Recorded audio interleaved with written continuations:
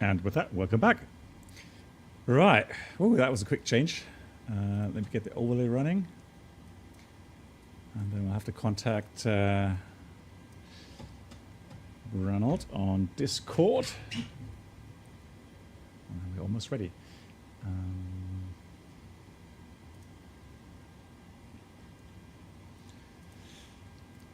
Hello, hello. Oh, hang on. I need to change. Give me 1 second to change the sound settings. Audio.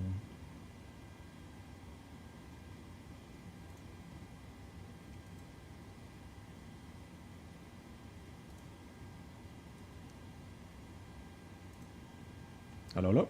Ja, here we go. Ja, jetzt kann ich dich hören. Yep, we're online. So, welcome back. Here we are in Sierra Kilo Charlie Golf. There we go. Cartagena. So we got Jeremiah with us. We got Glend, Brenold. There's Jeremiah. Good evening. And so, leg number 9. And I think MAN wanted to join as well. MAN, we are on multiplayer, just to make sure that he doesn't. Okay. There's one more thing that I need to do. I need to set the sounds so that you guys on stream can hear everyone. Just give me a second. Get the chat working as well here. Numark, hello to you. Right, so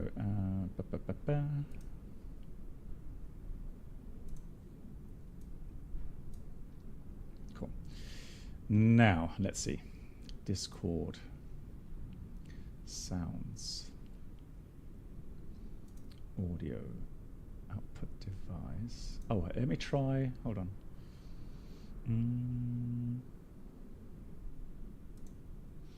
So let's see. Can you still hear me, guys? I can hear you. Yeah, there we go. Now people can hear you on stream as well. Fantastic. Cool. Yep. Nanook, hello. Nice to see you. So we are now in the 737 PMDG. There's a couple more things I need to do. One engine out.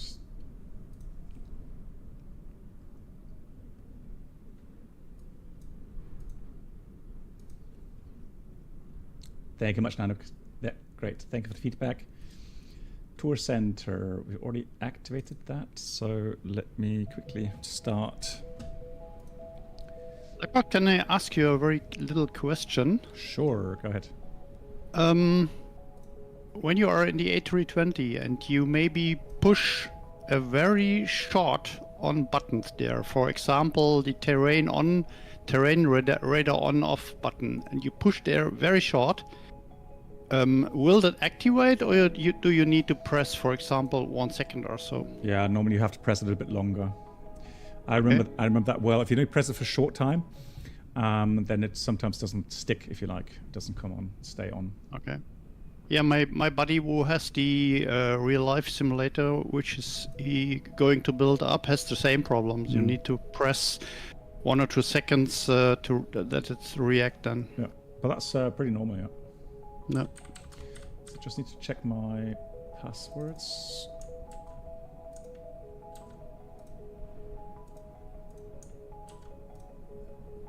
Hang on.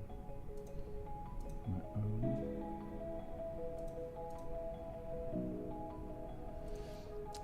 I've got the same issue again, where if I try to log in to the one engine out airline.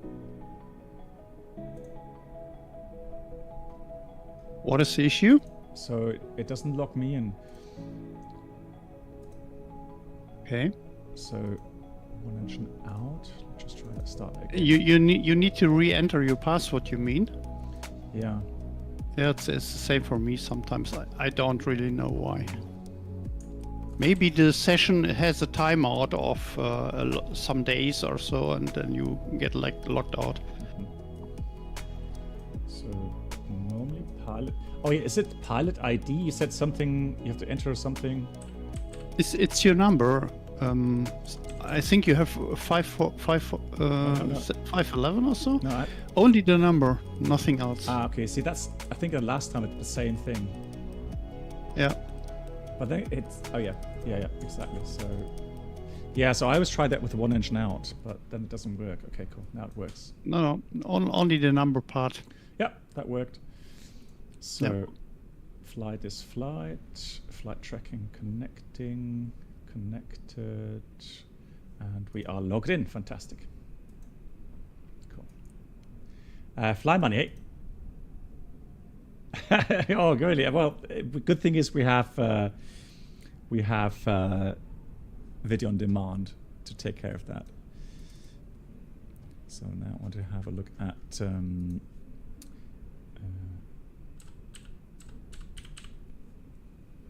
starting that as well.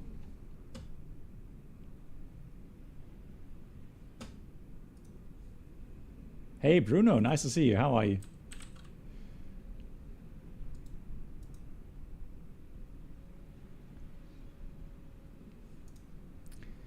Cool. Right, now we can start getting into business here. Oh, MAN is already in the air. MAN, are you? Oh, he's probably in a hurry, I guess. Right. So what we'll do, we're going to do a very, very, very quick turnaround. So we're going to go ahead and get everything sorted really quickly. Sorry for that, guys, No but worries. need to wake up quite early tomorrow. No worries, no worries. All good. Fully understand. But thanks for joining. It's always a pleasure to have you along. Flight planning. Jay is on my side. Okay, flight planning. Let's do fly now. Connect. And there's the overlay. Fantastic. Good. Okay, when is your next real life flight? Well, I've got reserve duty now, Tuesday till Saturday, I think. So I'm not sure. Otherwise, I have a simulator mission beginning of March, and the next fully scheduled flight is on 11th of March. Okay, yeah, that's a lot of days to go. Yeah, exactly. Okay.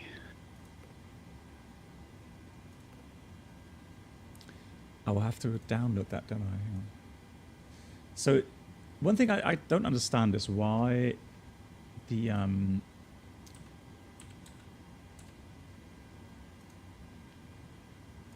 PMDG doesn't support. Oh, actually, hang on, maybe it does with the EFB. Maybe it's just me again that always forgets how to use it. Request data from Brave. And then there we go. Yeah, it was me. Disregard. So set payload and set fuel. Fantastic. And select route as well. Oh yeah, okay. Menu.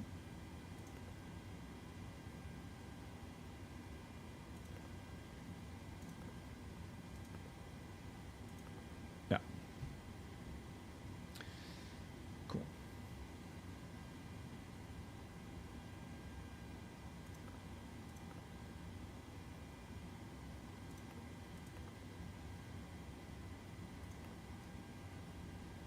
Stop, don't so hurry. You need to wait until the load prompt is coming and Yep. press on it. Yep. Now it's working. Fantastic. Cool. Yeah.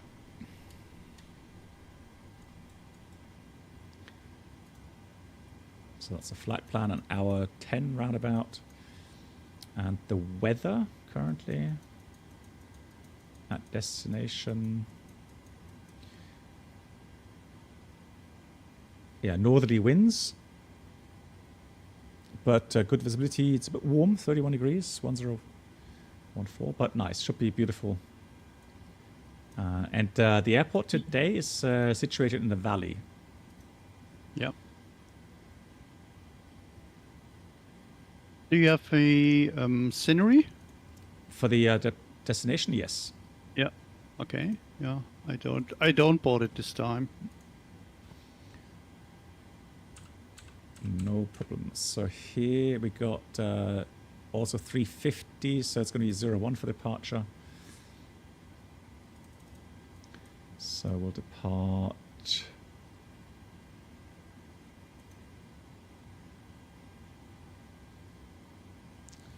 That is an Escaba.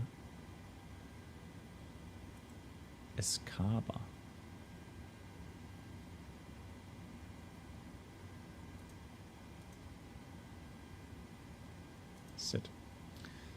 We'll try sit. There it is. Escaba.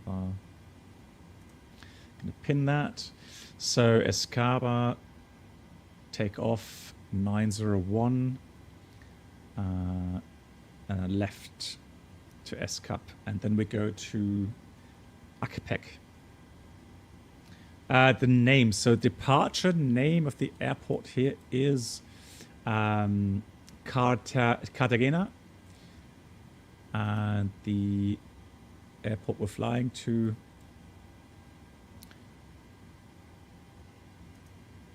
is Cali. Alfonso Bonilla.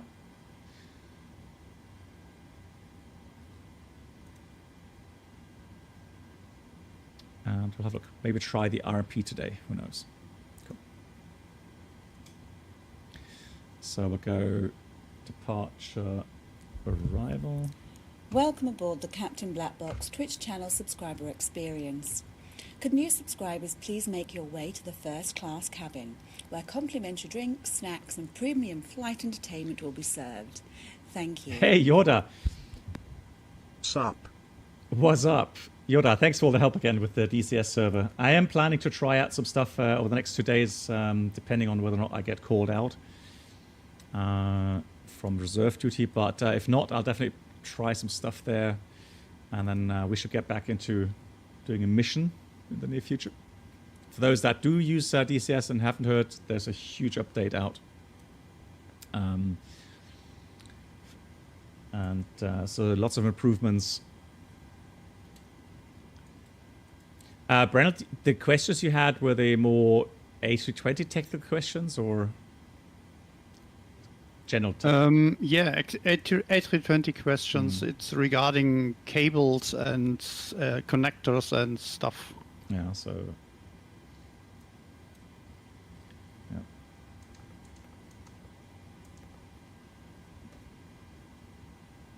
Maybe if you have an Airbus technician here in the stream as a viewer, he can write me in Discord. Yeah.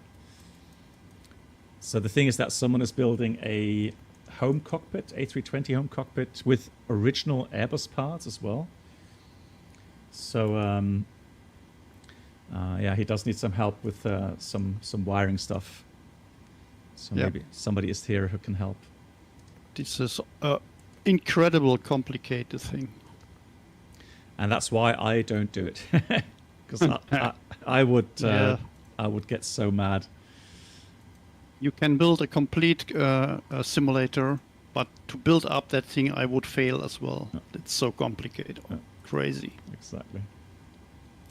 And Malek, he's already working on this I think 3-4 years or so, and still not ready. Good God. Are we on VATSIM? No, we are on multiplayer. So these are kind of group flights we do sometimes. So we're on European West server if you want to join. Anyone is welcomed. So we're going to plan for the RNAV 02. And the arrival is Uniform Libre Quebec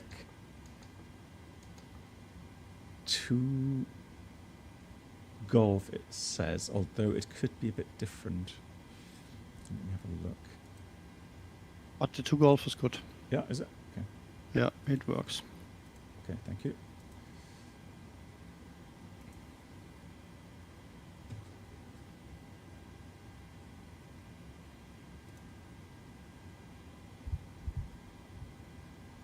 So still airborne.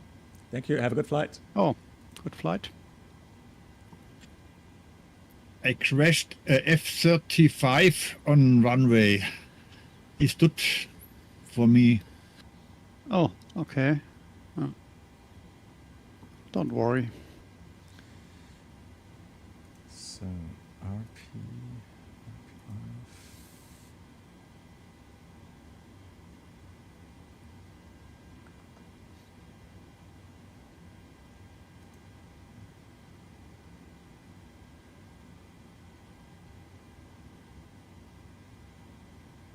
So I'm currently looking for the star. So 2 Golf. Where's 2 Golf?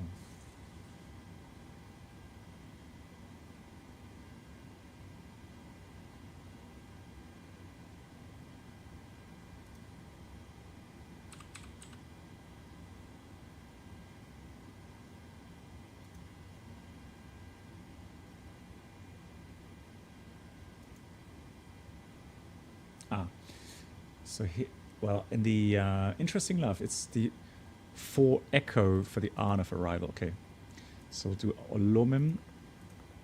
So there we go. Yeah, that looks better. Cool.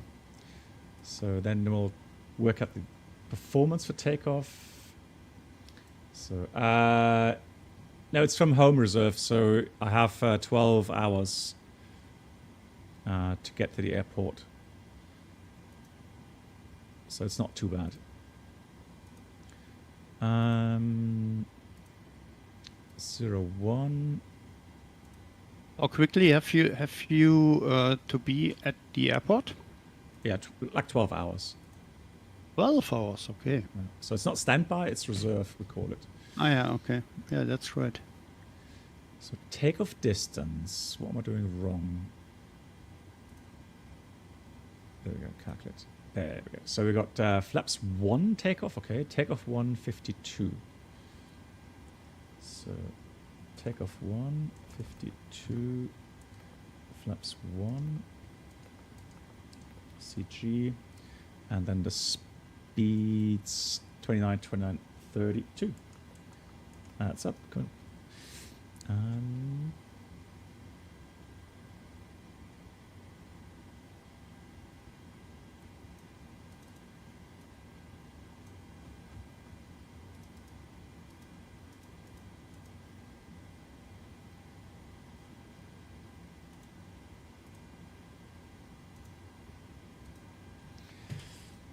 There we go. And we're going to climb up straight to...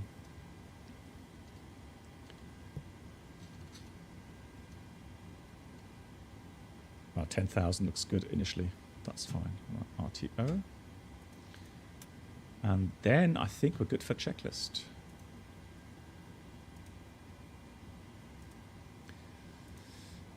So, pre-flight, oxygen tested 100%. Navigation transfer display switch is normal auto. Window heat is on. Pressurization auto. Let's put this to 340. Landing altitude to set as well. 3,200 feet almost. Okay, that's interesting. 3150. 3150. Right, that is set. Auto flight instruments heading 280. Altimeter should be 1010.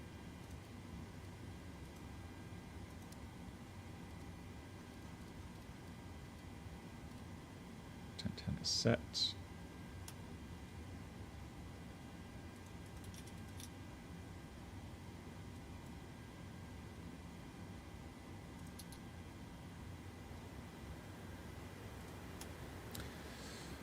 Park and brake.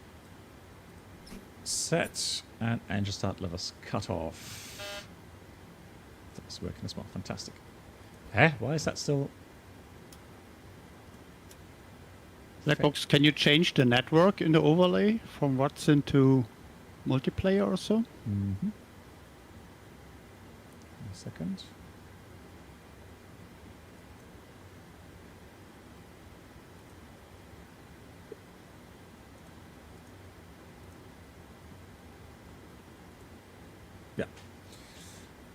you. Thank you.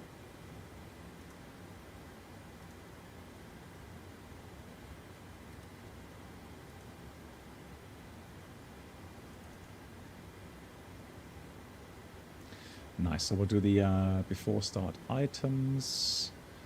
Gonna have to close all the doors.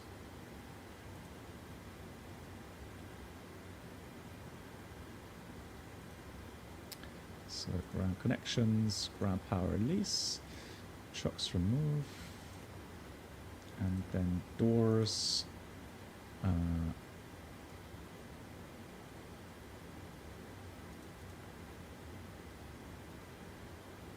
Now all closed, fantastic.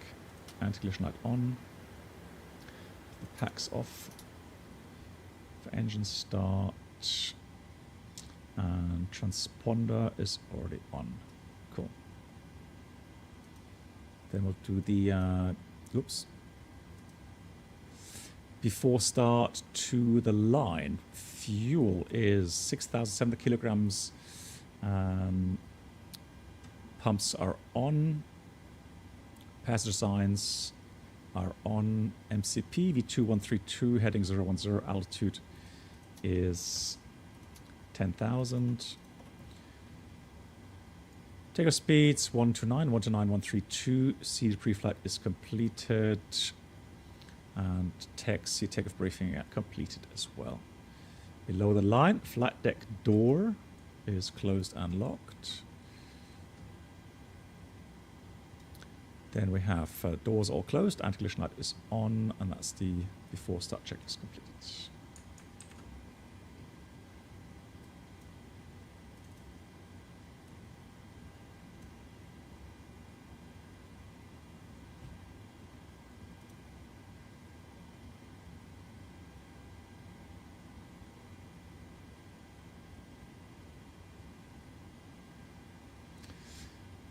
ATC call sign, I don't know, that's the one from that I got from just doing the briefing package over the website. So I can't change that really.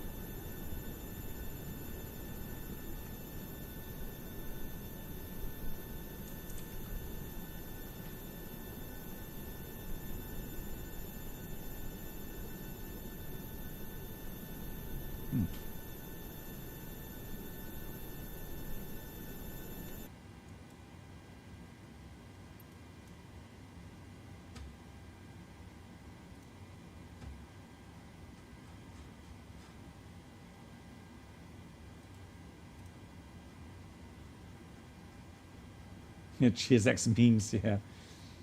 Let me see if I can. Quattle. Should I be able to restart Quattle?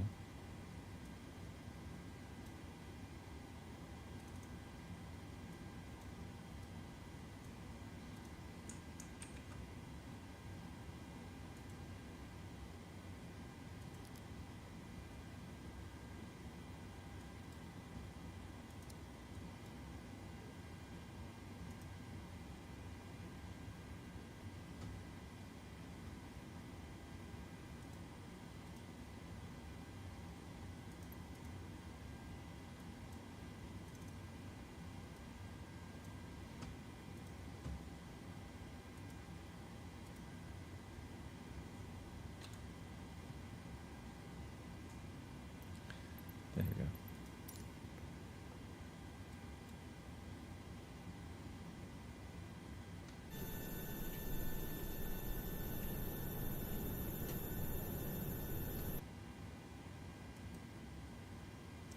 I have a feeling that the last update killed something again with GSX.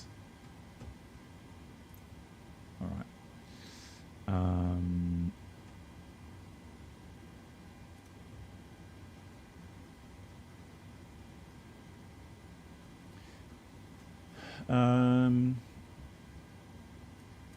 Yeah, it could be. I tried to restart Quattle. And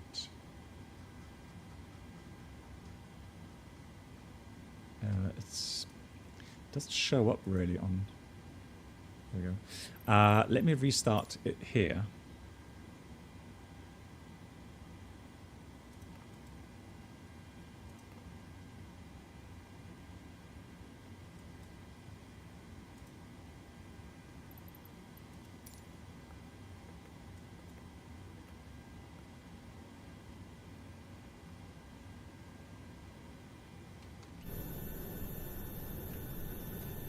Yeah, now it worked. Fantastic.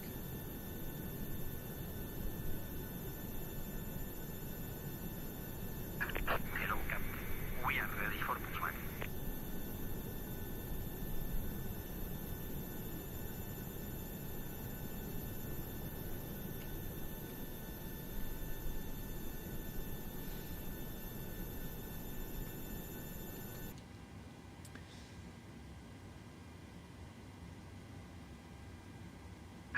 Departure checks complete. Bypass pin inserted.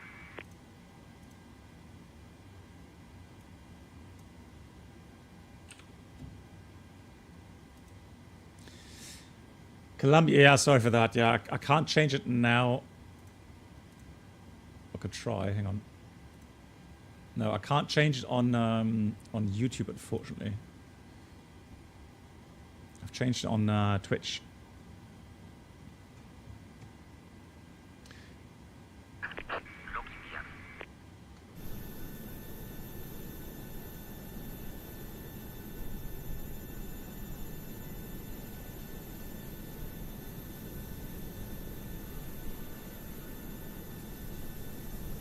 A bit of wind here. Okay. Aircraft was a little bit wobbly after takeoff. Release parking brakes, please. Brakes released. All engines clear. So we have pressure available. Isolation valve is open. So we'll start the right engine.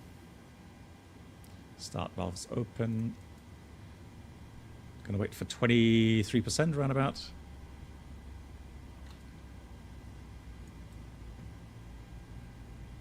Yeah, the service European West. Yeah, correct. Here comes fuel. We're looking for fuel flow, EGT rise.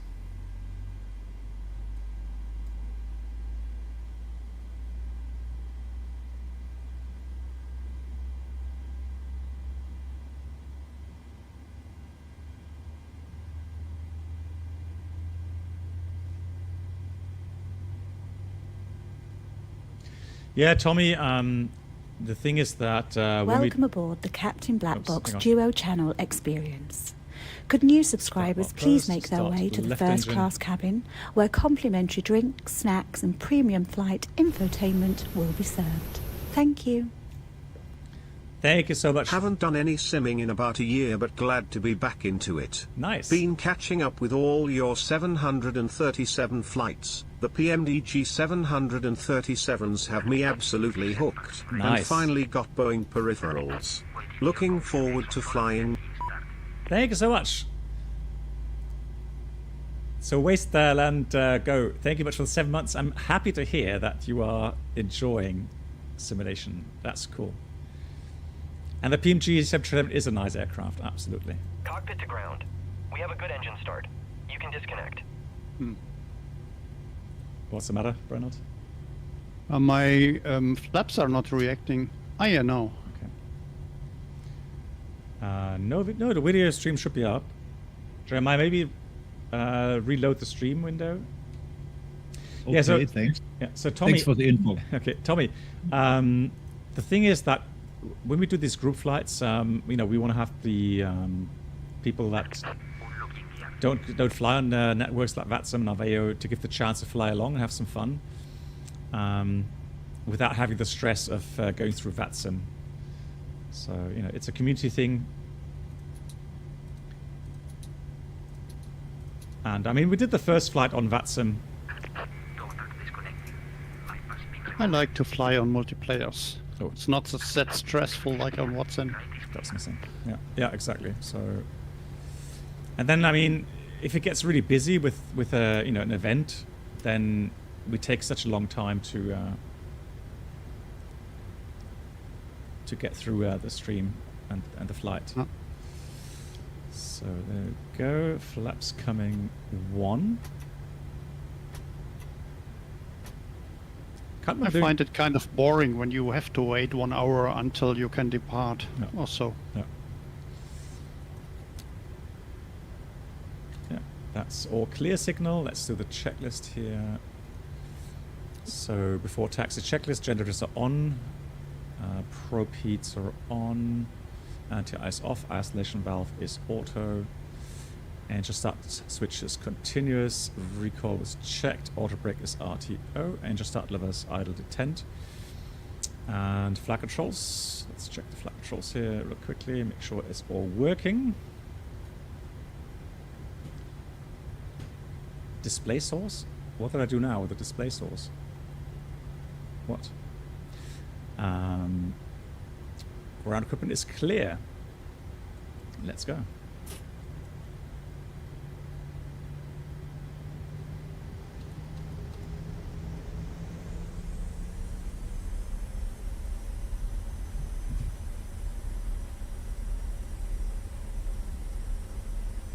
Have you ever had to wait in real life an hour or more after your slot time until you can depart? Yeah, I've had to wait 2 hours sometimes. Really? Yeah. Why? Well, because slot was so bad. There was a traffic situation, airspace closed, or it can happen. Okay. It happens rarely, thank God, but yeah, I do remember having to wait for... give you an example, London Heathrow had fog. 3 hour slot delay. That's crazy. Mm. Passengers are not happy when you tell them that. Yeah, bad for the passengers who need to have a connection flight or so. Absolutely. Or their cruising ship isn't waiting for them. Exactly. The thing is that we talked about this, Brennelt, at some point. Because I would go a day earlier to make sure that I catch the cruise ship. But I know that you said, well, if you buy a ticket for a cruise ship, usually the flight is included, and they will then tell you. Not always, No. not always, but it is better to have that. Then when you miss your cruise ship, then the cruise line has to take care to bring you on board. Okay. However, and when you book the flight by your own, then you have a problem.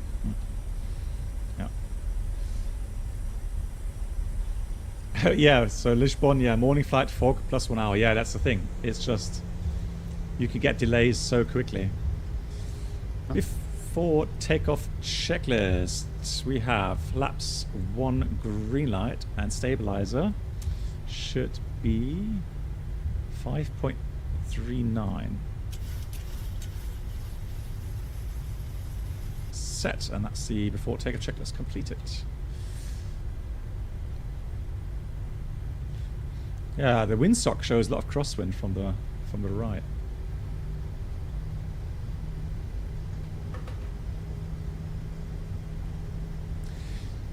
Yeah, Bruno, and there's airports that are prone for delays.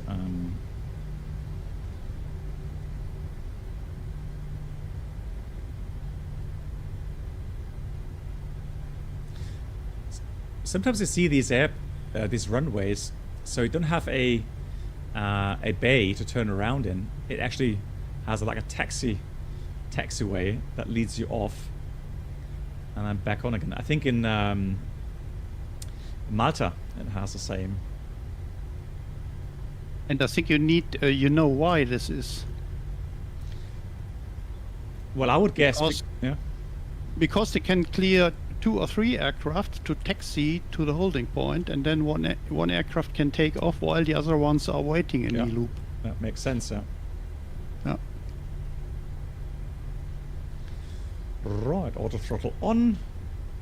And let me have a look here. That's probably not going to be right. No. Look at the windsock. Yeah, lots of crosswind. Yeah.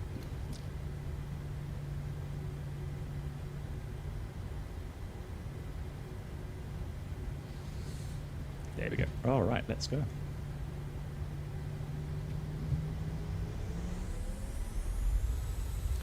So takeoff.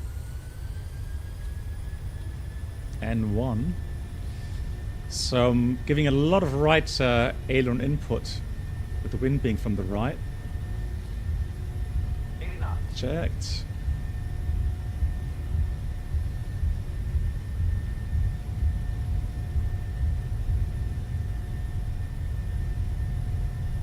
One, rotate.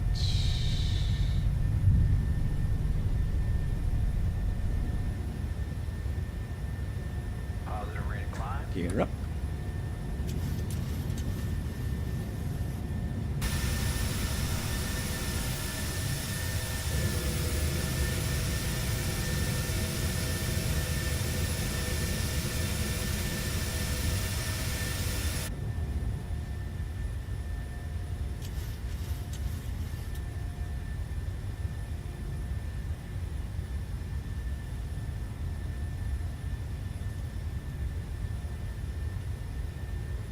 Don't know why that went into off, but okay.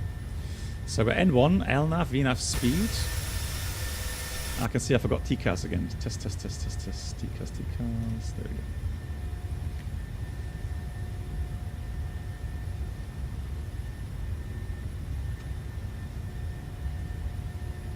go. And here comes flaps up.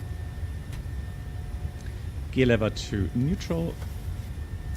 Off. And we'll read a after takeoff checklist. Engine bleeds are on, cabin climbing, packs are auto, landing gear up and off, and the flaps are up. No lights.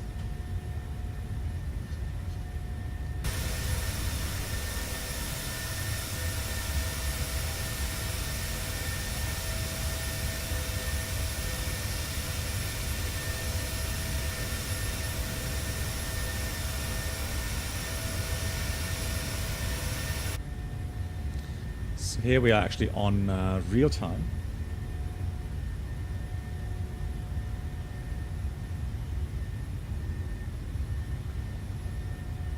That was quite a quick departure, not too about half an hour.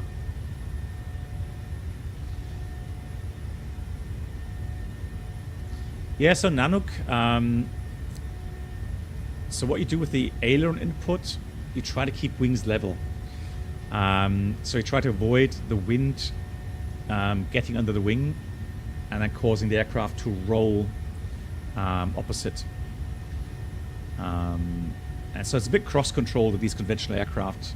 So a little bit of right aileron if the wind is from the right, and then you have to press left rudder to keep the aircraft on the center line.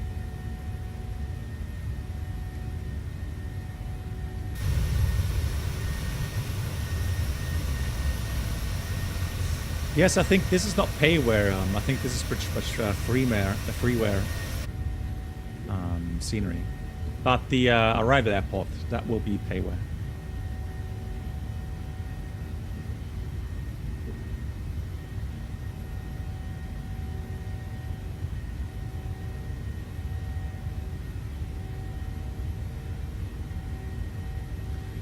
Transition is an 18,000, so we have a bit to go.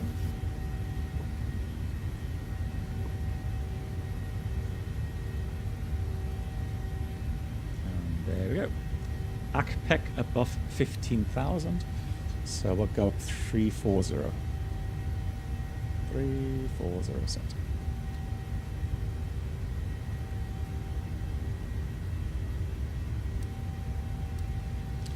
I am going to be very curious about the upcoming 777.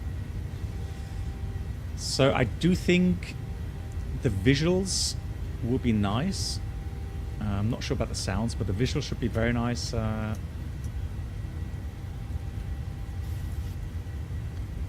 Any news about the plane?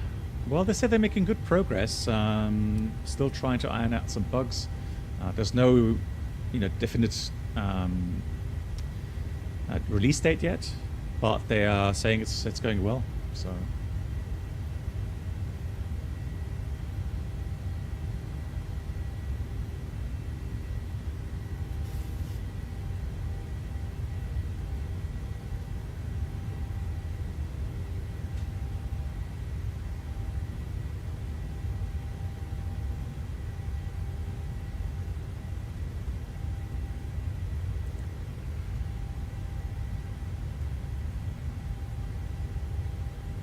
Yeah, the Phoenix Block 2 are also very curious to see how the aircraft handles. So apparently the engine model is a lot better, meaning, you know, fuel flow, power settings, and then the drag model has been improved, so the flap pitch and power values should be a lot better.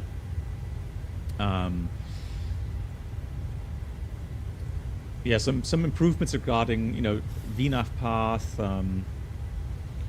So the VNAV stuff should be more accurate. Yeah, sounds, IAE engines, new textures in the cabin, in the flight deck as well. So yeah, lots of stuff. The changelog is huge with that update. So definitely. Hey, yeah, BA engine for Mark.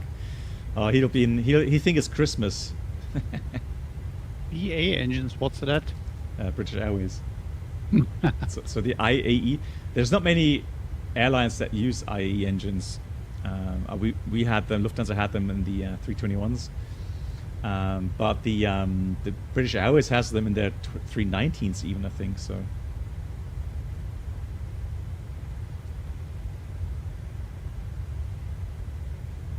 So one more question regarding the Airbus. The side stick.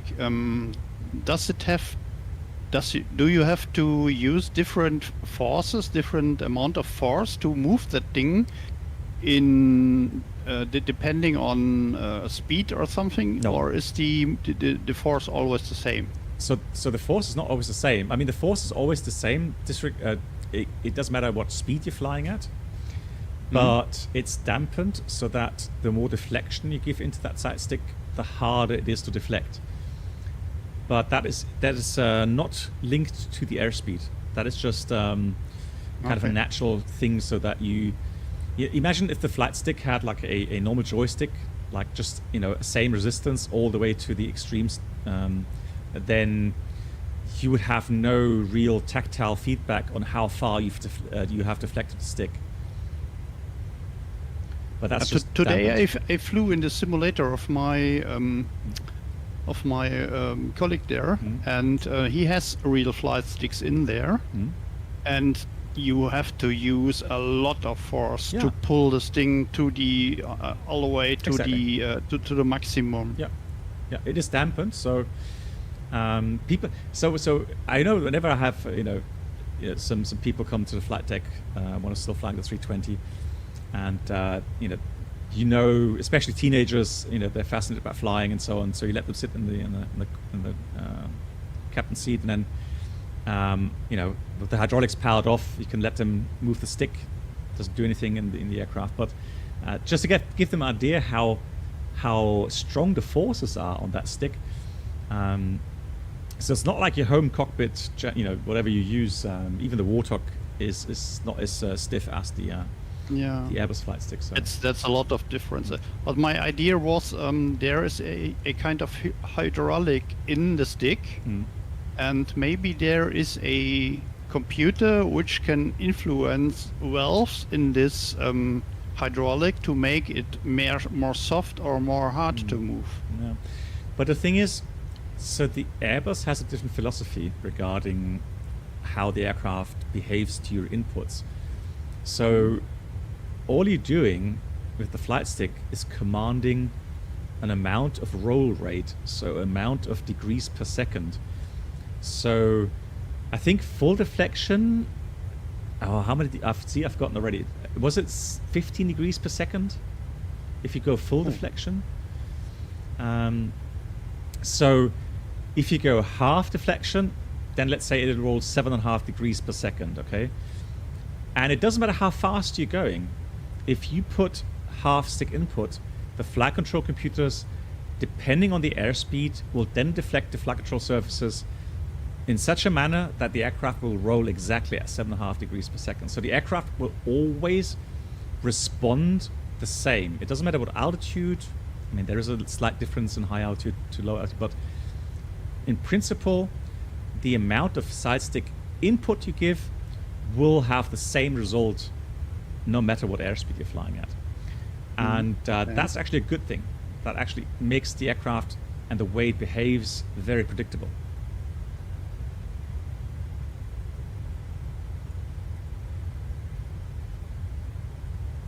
Exactly, Julien. So the flight control computers, they are responsible for deflecting the necessary flight controls, be it ailerons, be it spoilers, rudder, etc., in order to have that result. The Boeing 787 is no different. So the Boeing 787, even though it has kind of an artificial feel in the system, but you are commanding a roll rate when you are deflecting the yoke. So in the roll axis. So again, at high airspeed and higher altitudes, the ailerons are actually locked out because you don't need them at high and fast airspeeds. Then only the flaperons and the spoilers will then deflect to give you that roll rate that you command. The same for the pitch axis. So when you pull back on the side stick of an A320, you are commanding a G-force. Right? And obviously G-force is dependent on the airspeed. Hence, if you're flying very fast and you put half travel input in the side stick back, then let's say you're commanding 1.2 Gs as a pitch up moment, the elevators will deflect a lot less compared to when you're flying 150 knots only. But again, the flight control computers, they are taking your inputs and they are the ones calculating then the deflections of the flight control surfaces.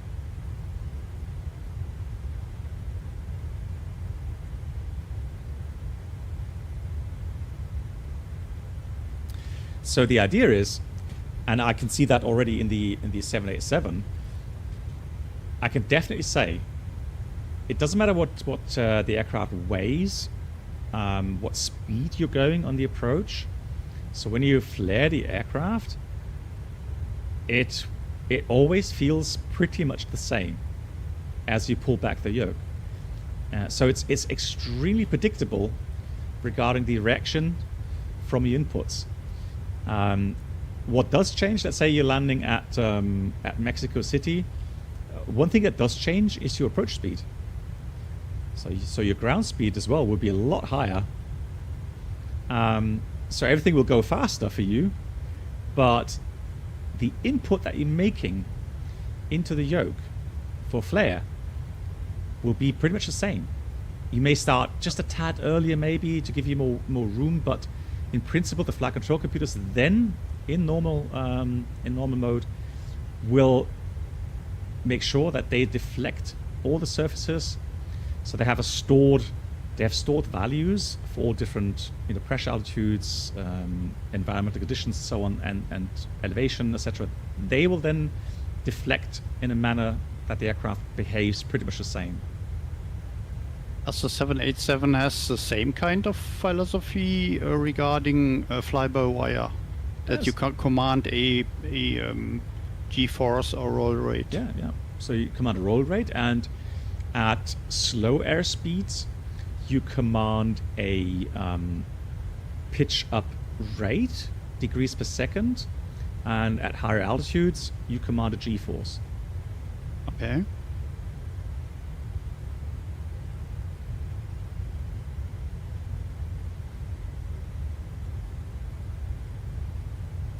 Now, an aircraft, so even an A320 or fly-by-wire 787 is still an aircraft, right? It has wings, has engines. Yes, it has computers, but laws of physics still apply nonetheless. And that means when you fly manually at high altitude, you still have to do, you have to be careful. The aircraft will feel a bit different. So you still have to practice that even in these fly-by-wire aircraft. Will you do a new FS Labs Concorde flight? I have to say, I know, Omar, I wish I could just simply jump into the Concorde and fly. The thing is, as you know, it's a very complicated aircraft. The FS Labs programmers have implemented systems, obviously, like the virtual flight engineer and so on, to help you but nevertheless, you're going to have to do some practice flights before going online. So before making a complete fool out of yourself, you know, trying to fly the aircraft on stream, you have to practice, and I have to find time for that. And the thing is that at the moment, we have many things going on in the flight sim worlds. Also, I'm doing some real world flying as well. So it's always, you know, very dependent on my time schedule and how much time I can invest into the Concorde. But, you know, it's a good aircraft. Don't get me wrong. It's a very nice aircraft. You know, if someone is fascinated about the aircraft and loves to fly it regularly, they're going to be very happy with that add-on.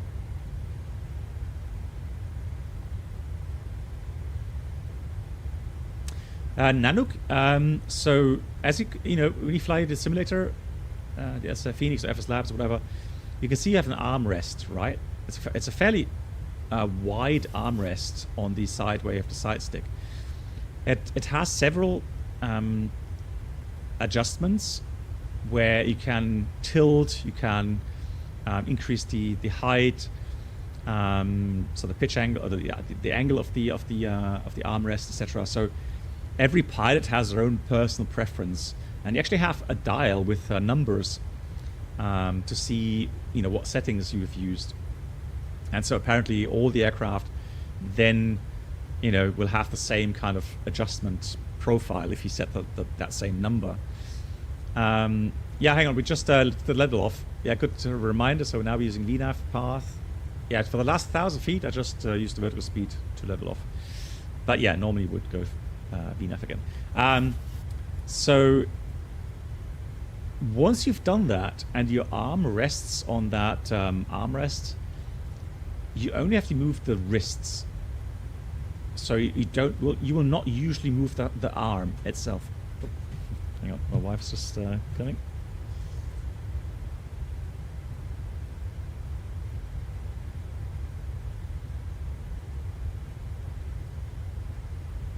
Right.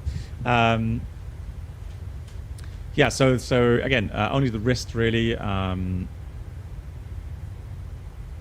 mean, the only time really where you probably will not move your arm is during the flight control check, maybe. But normally, you know, flying, you rarely go into the extreme positions with the flight stick, so yeah, there's no need. Yeah, moving the wrist is enough. So landing, import weather, so 02, 2991, 32 degrees, flaps. So, the question is that normal?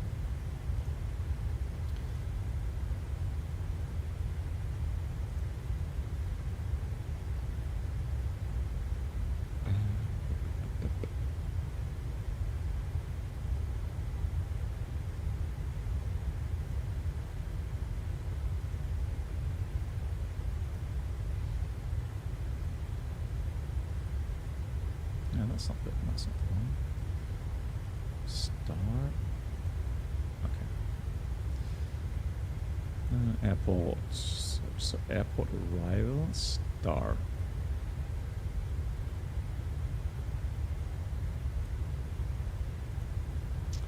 That's what's done. So we'll take the 4 Echo, and then the approach will take the RNF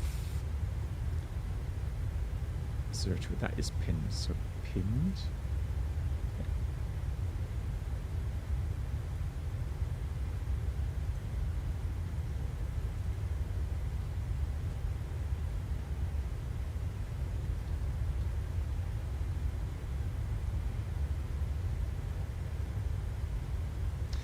Yeah, so for me, so I'm actually lucky. So the chair that I'm in, I can actually adjust the height of the armrest, and I can actually tilt the armrest left and right as well. So yeah, I can adjust the height accordingly for the flat stick. Yeah. Blackbox, I have another stupid question. I just posted a little screenshot in the chat, right? Yeah.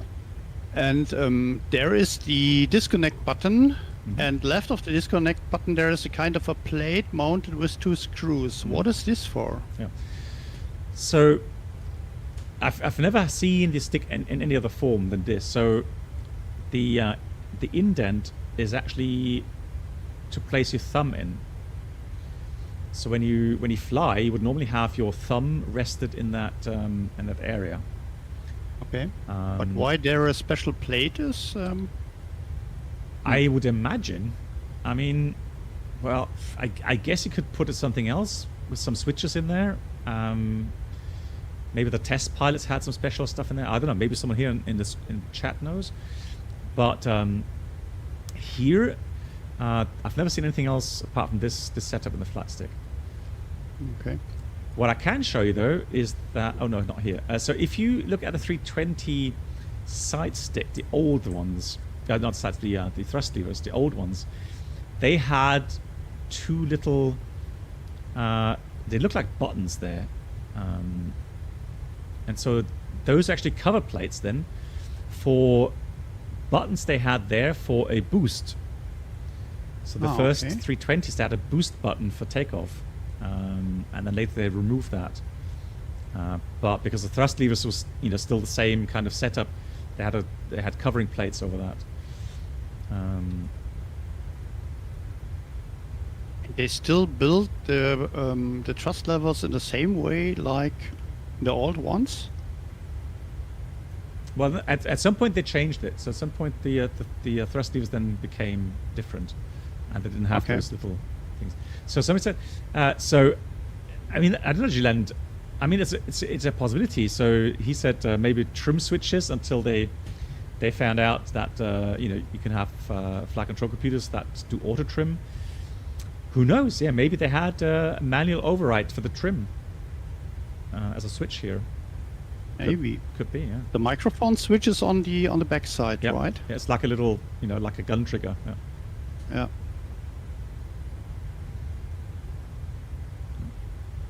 Yeah, you never know. It could well be the case. Yeah.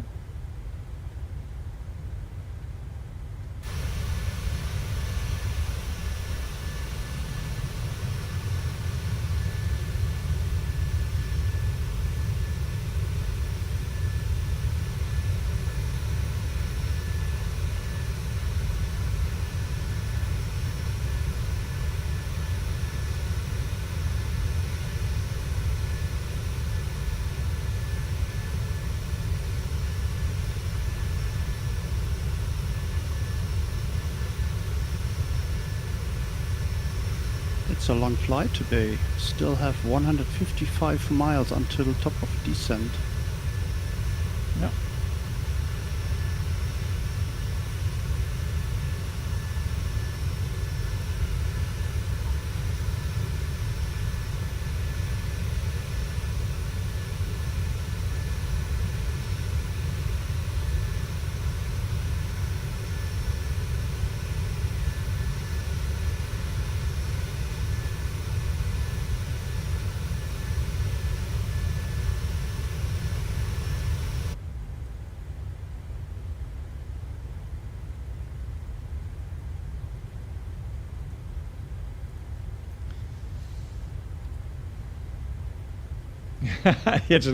Yeah, right. Yeah, someone writes up. Brennan always starts the thing is, okay. No, all good. We have a saying in German: "There's no stupid questions, there's only stupid answers." So.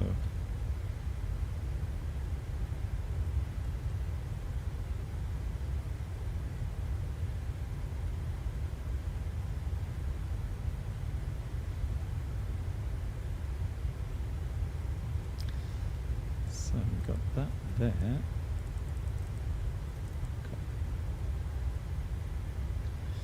So I was going to have a look at the performance for landing.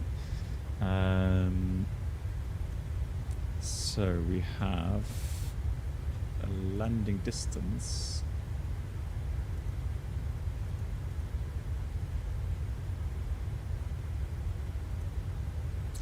Around about 3,000 meters, so that's long enough, yeah. So it's not a short runway at all. Oh, that's weird. Oh, hang on. Landing dispatch. So yeah, 3,000 meters. There it is. So the question was flaps 30 or flaps 40. What would be the reason to not use flaps 40? Well, I mean, it's like a, config full and config 3 in the 320, or for us it's flaps 25 and flaps 30 for landing. Whenever you have a runway that's long enough, or you have headwind, and there's nothing that speaks against taking the flap setting that has a longer landing distance requirement. So you would then usually go with, here in the 737 you would go with the flaps 30, or in the A320 you would go with config 3. Whenever you have conditions where, just checking that, I don't know why I have any, oh, there we go. Where you have like tailwind, or a steeper than normal approach path, short runway, so these kind of conditions, or contamination on the runway, then you would use flaps 40. But otherwise, whenever you can, a flaps 30 landing requires less flap setting, means less thrust you need. That means less fuel costs, less maintenance costs, because the engines will run cooler, and so on. When you land with the lower flap setting, then you have a higher touchdown speed, which leads to more brake wear and more tire wear. Not necessarily, because if you have a long runway, you can use either no auto brakes, or just here auto brake 1, and then you have the spoilers and the reverse thrust to dissipate most of the kinetic energy. So if the runway is short, nowadays you usually use a idle reverse or so, because of the noise abatement. Yeah, but the spoilers itself, when they come out, they have a huge amount of drag. So that's already the major means of slowing down the aircraft. So the fuel costs and the maintenance costs for the engines and so on is going to be higher than having the brake wear, or the tires. But when you switch to the maximum flap setting, you will do that only in the final approach, where you already have a 3-degree profile, so you don't need the engine too much to compensate the drag. I think in the 320 it was about 4%, wasn't it? 3. So, I mean, I remember that they told us if you go config 3 instead of config full on the normal approach, like you mentioned, you would save 10 to 20 kilograms of fuel. Okay, 20 kilograms, not that much compared to the Airbus. Yeah, but I mean, the same for taxiing. If you taxiing with single engine after 3 minutes, you shut it down, you can save 10, 20, 30 kilograms. Again, it doesn't sound like much, but if you look at, if a big airline that has lots of aircraft, overall, all year round, we talk about thousands of flights, and that does actually have an impact on the amount of fuel being used. Yeah, that's right. That's right. I'm just checking the difference between the approach speed between 30 and 40. So flaps 30 is 139, and flaps 40 is 137. So it's only 2 knots difference in airspeed. And I guess again it will be 3%, 4% difference in thrust. But yeah, 20 kilograms of fuel that you save that way.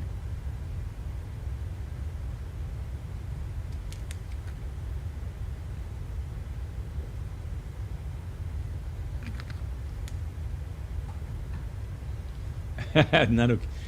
Yeah, Nanook. I did look at a flight stick here for the flight sim, where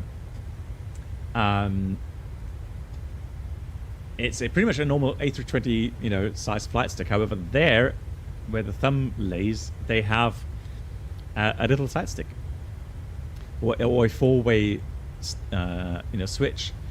And yeah, I thought, well, that would be convenient, because then I can map at least 4 viewpoints on that.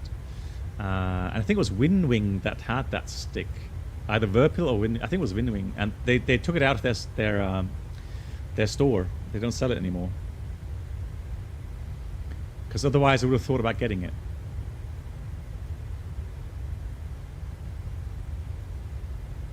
Because right now, with the A320, I have to use the buttons on the Bravo orthotic quadrant. And that is a bit less convenient. Right, I'm going to get my salad. My salad while I'm here. Hang on.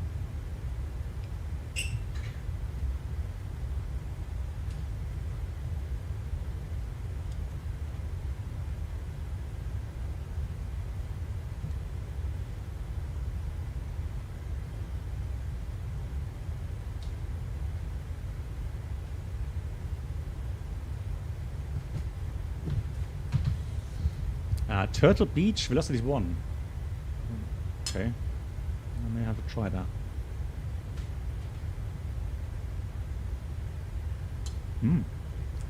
Lovely, hang on. Today we've got the salad with the mango. You can see that mango.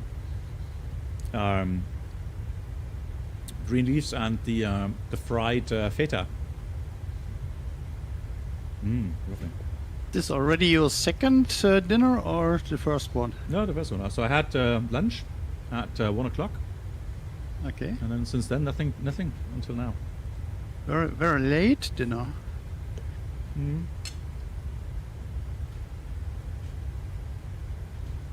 Very tasty.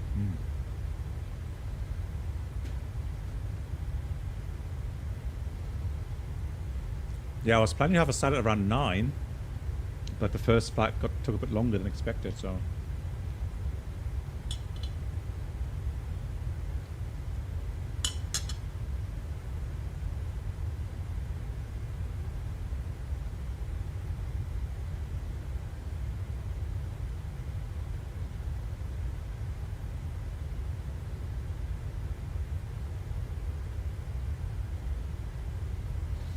Are we going to fly back? No, it's going to get too late.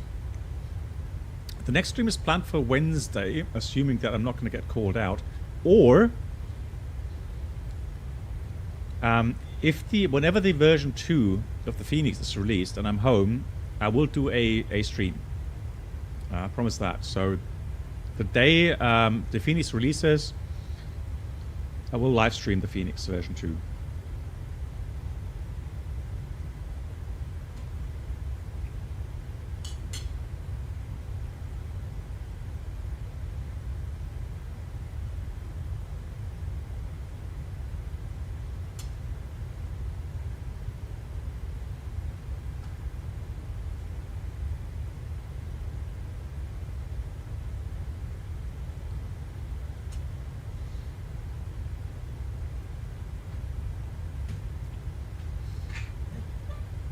Oh yeah, Pokeball, also very nice. Yeah, bowls are, I like bowls as well. Hey Pirate Blaster, how are you? So regarding the approach, so what I'm going to do, we're going to arrive via Uniform Lima, Quebec. We've got to cross 25 miles outbound, 13,000 or above. Then we've got 8,000 at 42.1 miles. And then there's a 70 arc. Yeah, I know. P3 doesn't usually fly that, but whatever. Anyway, oh, hang on, that's not the right one. Hang on, no, disregard. That's not the right one. We've got to do the 4 Echo. Where is it? There it is. That's the one. So we'll do the waypoints. Cardit, 30,000 above. Negru at 10,000 above. Palov, max 190, 7,000 above. Then we go to Lommen at 6,000. And from there we will do the approach. I'm going to shoot. Have you also got a holding into your flight plan? Could be. It could be that the approach has a standard holding, and that, of course, would have to be taken out. Let me check. Yeah, hold. Yeah, you're right. I don't see necessary to hold there because Obviously, as we arrive, Arnav. I think it is not necessary for losing altitude No. because it should be okay. Yeah. So then from Lomim, we're going to go direct to Koklo. We're going to close that. And then we've got the final descent out of 4,800, which is already pretty low. So it sounds like 4,800 sounds like a lot, but that's only 1,400 meters, no, 1,600 meters above the ground. So good energy management is required. Missed approach, straight ahead, 16 heading, CPOC, 7,000 to hold there. Okay, cool. That is the plan.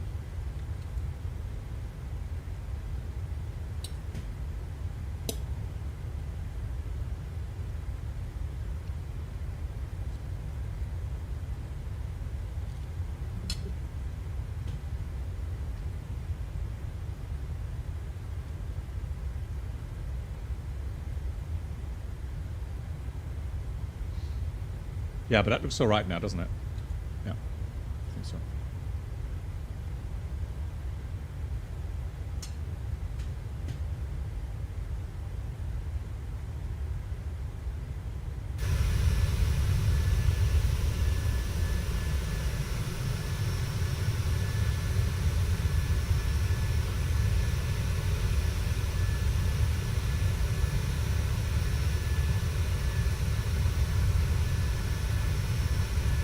And for what reason do you choose the approach, the ILS? There are two. What is the right one?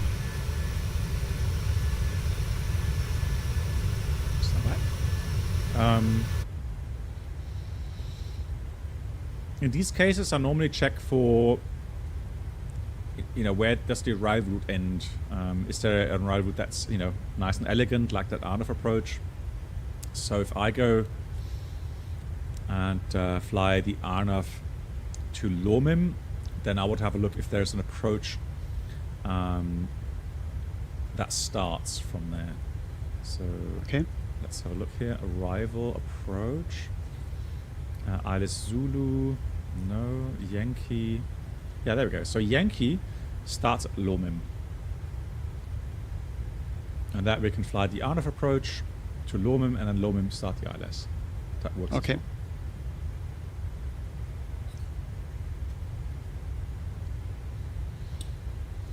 Yeah, on the approach chart, it says not required. Well, it didn't tell me that we need the radius to fix. Yeah, so strictly speaking, yeah, I guess you could fly this.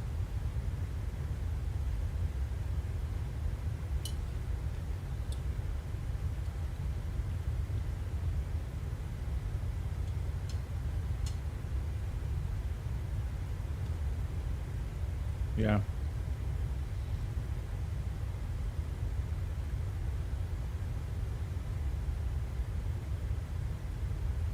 But that's a good representation of the real thrust levers. They do look like that in real life.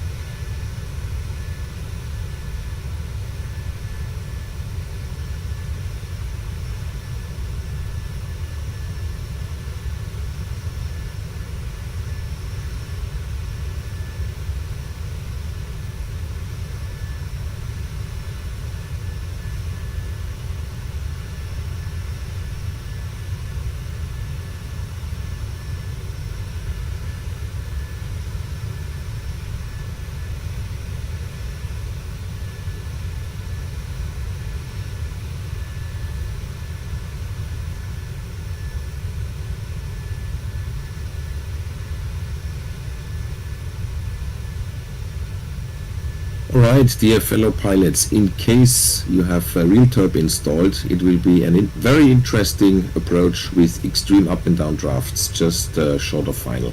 Oh, ha. Let's see if it's still running for me. Have you changed any settings, on the real turb? No, I think I left everything as it was after installing. Okay. Yeah, because I have changed some values in the config file, so it doesn't, it doesn't go quite as extreme. So we'll see. But yeah, it's running in the background, so I'll have a look how it works for me.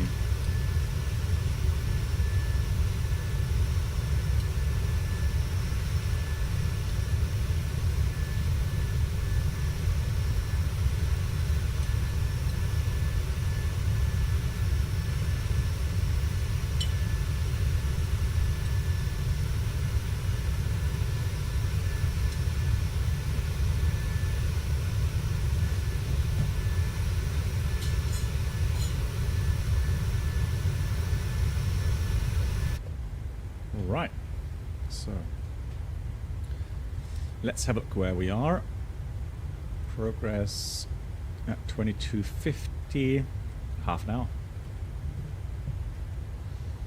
So it's quite funny. It's almost midnight then again by the time we land. So always the same. We always finish at midnight.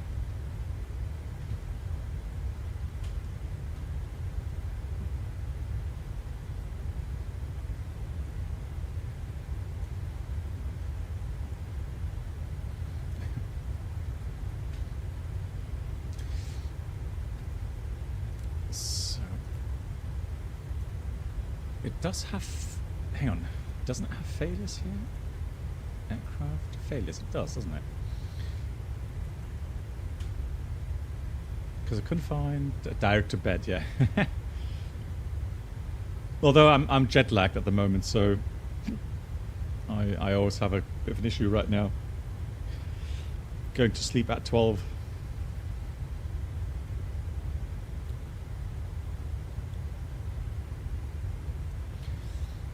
So electrical. I remember. Now, when you let's say you fail the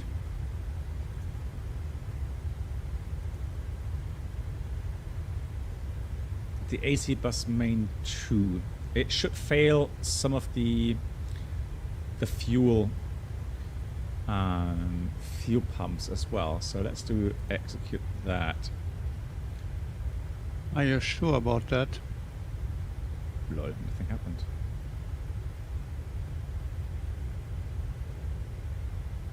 Huh? But normally... Let's just check that. Gen 1, Gen 2...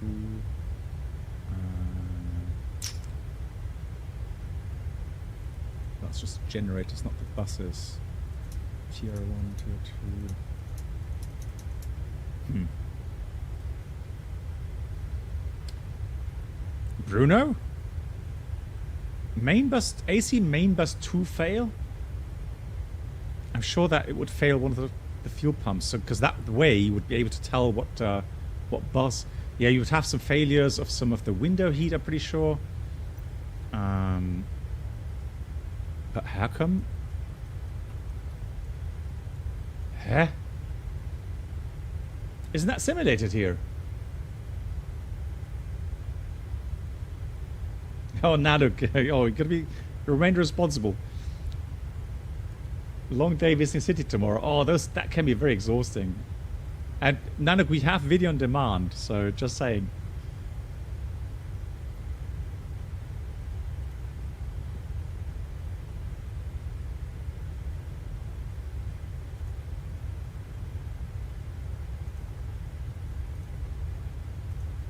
Ah, okay, so the DC bus... Yeah, that did fail something. Flight controls, anti-skid is in up. Oh. Auto fail. I've got to switch to... sorry, switch to alternate. So, alternate mode. Thank you much, MAN. Once again, vielen Dank. Thank you so much for joining. I hope you had a good landing, nonetheless, even though it was turbulent. I mean, see you next time. Thanks a lot. I have a feeling the sounds changed. So speed trim is failed, Mac trim failed, auto slat failed. Yeah, that's strange though. I mean, let's put that back to auto. Yeah, but the main bus, surely the main AC2 bus.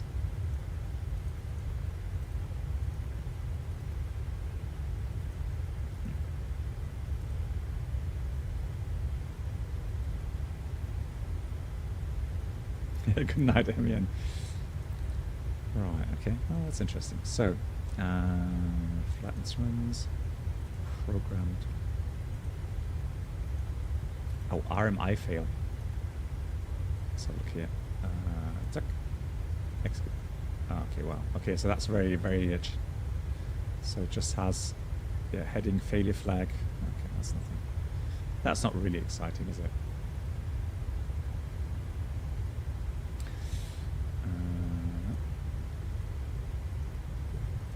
Yeah, so display failures. What else do we have? Good night, Emian. See you soon. Hydraulics, ice protection, miscellaneous, program, transponder, TCAS terrain, weather radar system fail, clock fail. I mean, it's. Can you fail the brakes? Hang on. The day we had this issue, we landed in Kerkira, Corfu, and we had no brakes. No auto brake and no manual brake. So we stopped. Yeah. We stopped the plane with the reverser, and I pulled the elevator much up, and so we managed it to stop 2 meters before end of the runway. Okay. The last thing I would have used is parking brake. Yeah, that was an idea. Yeah, but ich kam nicht drauf. But I have to do it very, very already slow. Let's say below 40 knots, because the anti-skid will not work. Okay. And then I'm just seeing that something's wrong now with the aircraft. Okay, and then yeah, you know, you can activate the parking brake lever and then quickly go back again to off, and that way you kind of pump a little bit of pressure into the brakes and then you release it again. So you can use that parking brake lever to slow down the aircraft without actually then having the tires skid and maybe blowing up. Oh. So there's a failure. There's brakes failures here, but I just need to check why autopilot's still in use. Why is that not? That's weird. So let's go again here. 1, 2, execute. Uh-oh. Oh no.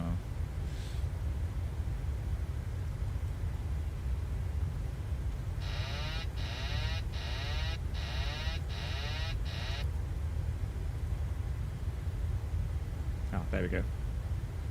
Yeah, we fixed it. Yeah. Yeah, Bruno, that was, yeah. I guess we found some stuff that's broken.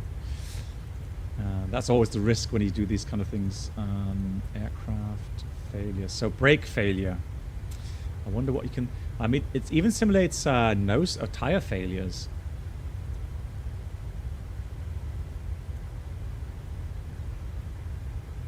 An uplock failed right, main. So, I don't know, does that work here with the that panel? Ah. Ha. So we're gonna fail the uplock, okay? The right main landing gear. What does this mean? Well, that the uplock, so the lock remains in place, meaning the landing gear cannot drop out. Oh. And so you have to pull the lock open manually with the manual extension cable. Spicy. Let's see how this works.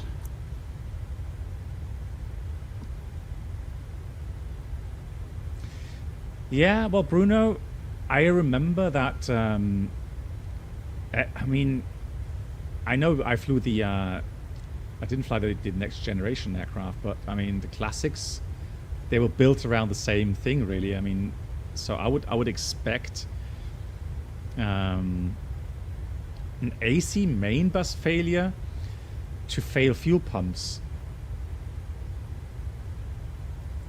Oh, really? So if you don't close that, it can't raise the landing gear. Lol. Okay.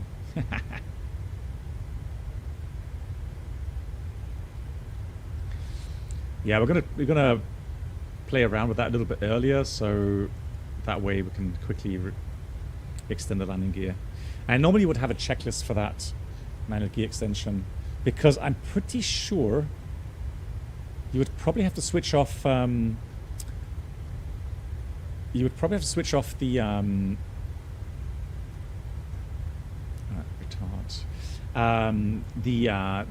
the hydraulic system for the uplock, right?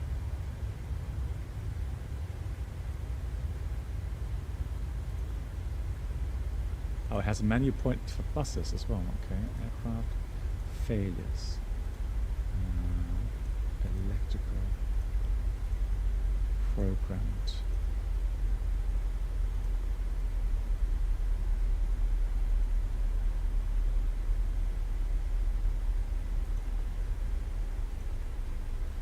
But that's the one I used. So main bus to fail. That's the one I used. Yeah. I mean, the DC bus, that did something, but not the AC bus.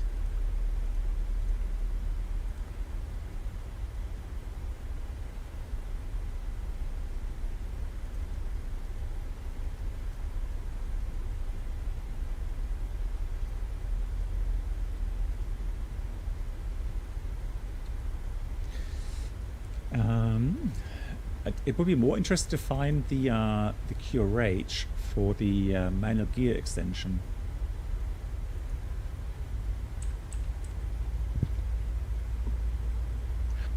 Are there any abnormal procedures included in the documentation of the PMDG?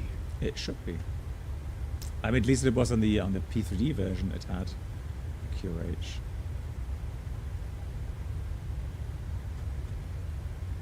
Let me see if I can find it.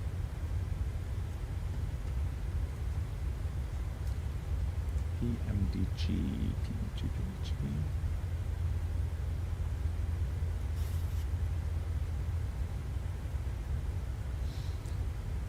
There it is. Documentation.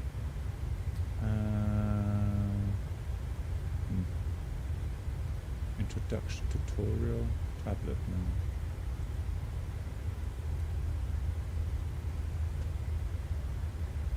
They stopped them. Okay. And I guess that's going to be difficult to find online,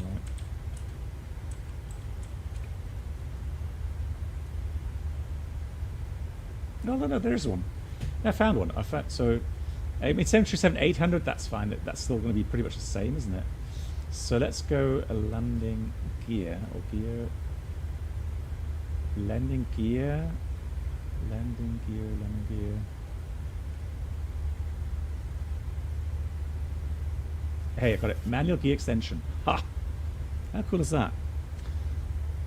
So manual gear extension. Condition. One of these occurs. Any landing gear is not down locked or down and locked when the landing gear lever is down. Yeah, we'll have that surely later on. The landing gear lever is jammed in the off position. Okay, but we'll get it down, but I think the right landing gear will not extend. Okay. If a green landing gear indicator light is illuminated either on the center or the overhead panel, because you have a second set of gear lights on top here. There. So if any of these show green for the respective landing gear, then the landing gear is extended. Landing lever off, 270 knots maximum. Manual gear extension handles affected gear pull. The uplock is released when the handle is pulled to its limits. The related red landing gear indicator light illuminates, indicating uplock release. Wait 15 seconds after the manual gear extension handle is pulled, and then landing gear lever down.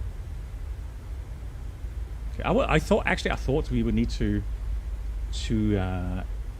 deactivate hydraulics for that, but no, all good. Greek Captain, hello, nice to see you.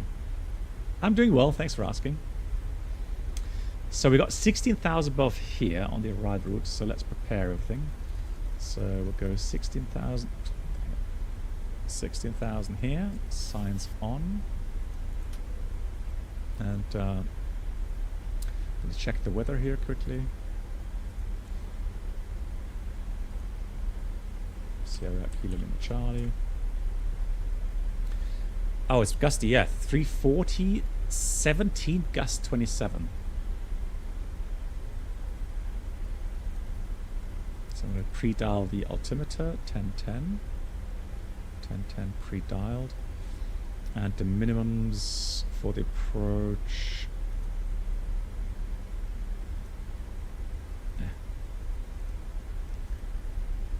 That is going to be El Navinav 3,490.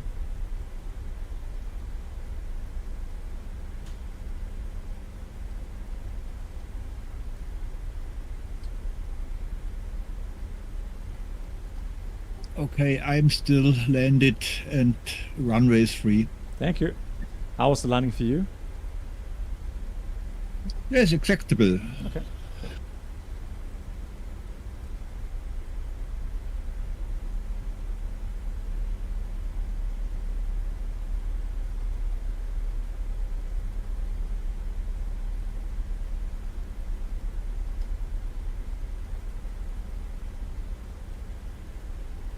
So 3,490 minimums is set. Let's switch to 1010. 1010. 1010. I think there were some gusts in final. Okay. Record checked. Is on. These on already. So presentation landing altitude is 3,150 feet checked. Record checked. Auto brake will use 2. VREF. So we're going to take 30 is 128. Minimum is 3,490 feet. And approach briefing completed. Approach checklist. Altimeter 1010. So let's descend. Let's go down 10,000. Let's use VNAV.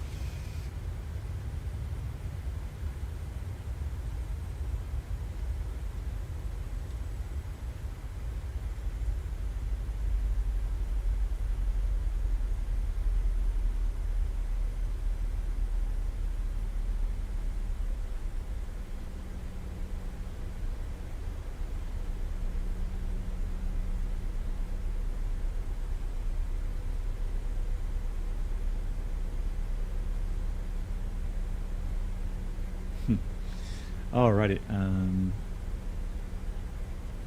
so star.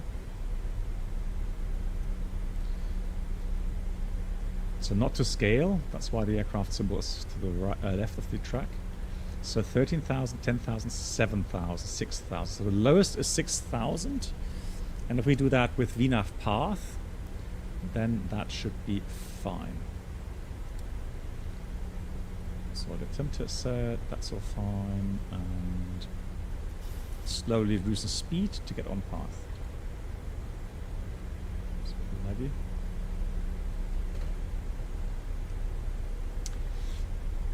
Once in the 90s in the mountains of your left, an American 757 crashed. Really? Wow, okay, that's... What was the reason?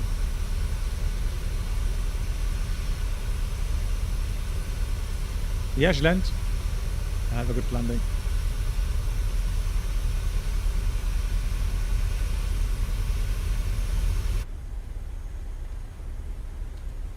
Pilot error. Good God. Oh man. That is drastic.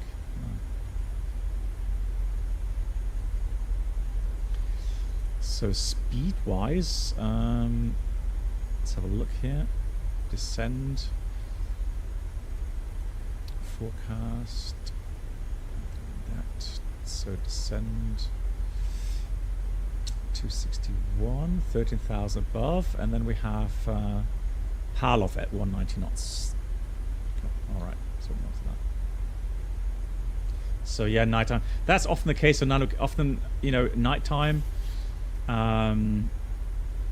But I mean, 757 has, it has quite a good, nav display, etc., etc. To go off that far. I mean, they wouldn't have a terrain mode maybe that back then, but GPWS. So ground proximity warning system they should have had.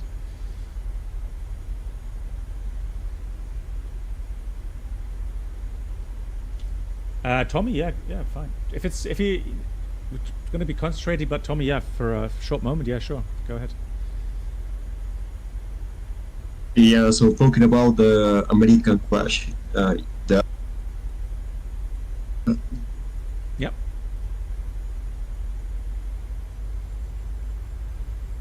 Yeah, Tommy, go ahead.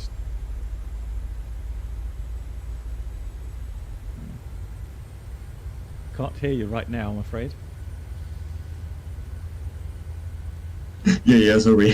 So the pilots put an waypoint, and the waypoint was heading to the left. So they think that the waypoint was correct, but they didn't. How do you say that? Sorry, I'm Colombian. I'm not good at English. No worries. So they made a handmade waypoint, which led them into the mountains, and so they just followed that waypoint they created. Yeah. Also, the Cali airport at the time doesn't have a radar. Okay. From some problems of internal Colombian war, something about that, the drugs and stuff like that. Yeah. So one cartel put down the radar so the ATC can manage where the 757 was heading. Yeah, so the smugglers, so that they can't be seen on radar. Okay. Yeah. So you get the idea. Yeah. Okay. Wow. Yeah. I mean, that's always the risk when you make your own waypoints. There was a case in India. I think there was also a 737. A mentor pilot made a video on that, and they tried to make a visual approach, and there was always a nighttime as well, and programmed their own waypoints for the approach. And then one of the waypoints was wrong, and they also got. I'm not sure if they crashed into the mountain, but yeah, in the end, that was cause for the crash. Yeah. So you have to be careful with those things. Yeah. Yeah, but it's kind of difficult in a glass cockpit to make a mistake like that, no? Yeah, I think I would be very surprised if they actually had the enhanced GPWS, so the terrain display. And I guess then, yeah, if you don't have the situation awareness regarding terrain and you believe that the waypoint that you've created is correct, the pull-up warning will come very late. And then if you don't react quickly enough, yeah, you're going to hit the mountain. From my understand, the GPWS give a call, but the pilots had the ground spoilers deployed, so they can't pull back the aircraft into a higher altitude. Okay. So they don't have time for. So in final they crash. Yeah.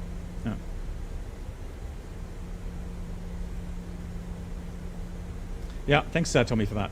Yeah, it's always tragic when you afterwards you hear that it could have been easily avoided, and yeah, it didn't. So. Cool, got some rain showers around here. Looks lovely. Look at that. Really nice. There's the terrain. I love how I can actually see the wingtips easily from here. The flat deck windows. Short aircraft. Good. So we've done the checklists already. Slowing down 190 now to pal off.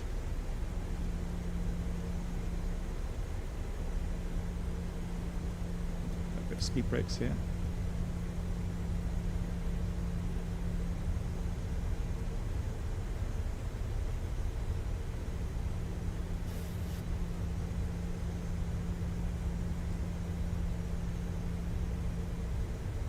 Nanook, yeah. I mean, I'm also gonna, because I've been gifted some sceneries here in Colombia, and I do hope that maybe I can fly the ATR on some of these airports. Here comes flaps 1.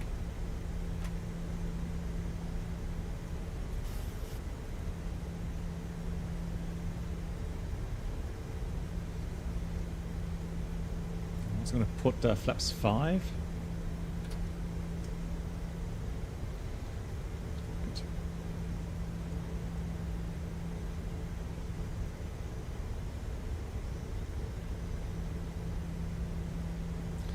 Yeah, low moment we have to be at 6,000.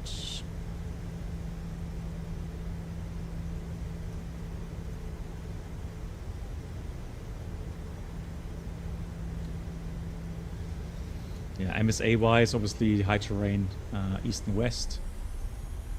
So I've got to make sure that we stay on path.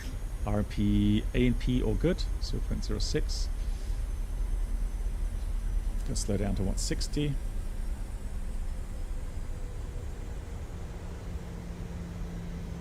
Yeah, Blanche. It's, you know, when you read these accident reports, sometimes you wonder, you know, how can that be? How can that happen? Well. Oh, let's put the gear down. You never know what played into it, right? Fatigue, optical illusion. There we go, look at that. So here we got the right landing gear being stuck. All right. And then, yeah, if you're quick enough with the checklist, you can open that, and then you would pull the right handle. That would release the uplock, and then it would drop out gravity extension.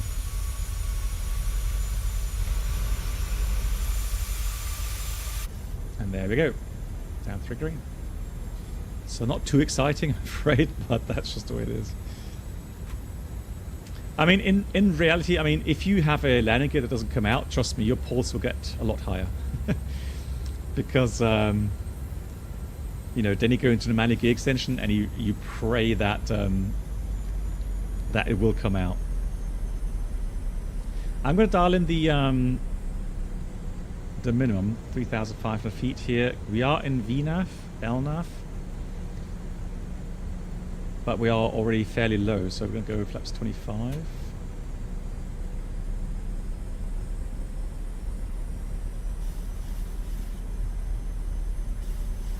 Thank you much, Greek Captain.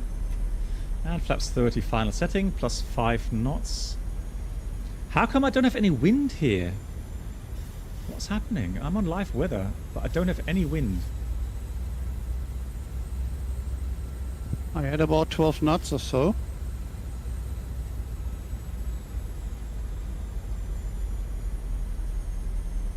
Wind will come short of the runway. Ah, okay. 5 minutes to go. So, parked. Nice. How was your landing, Brenold? You happy? It was nice, not too bad.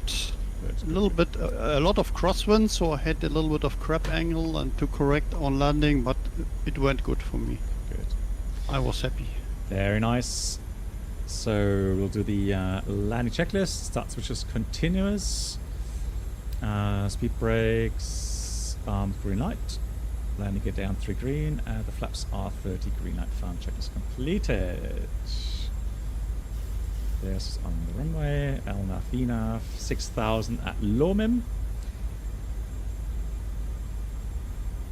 So we'll see how the VNAV function does that now.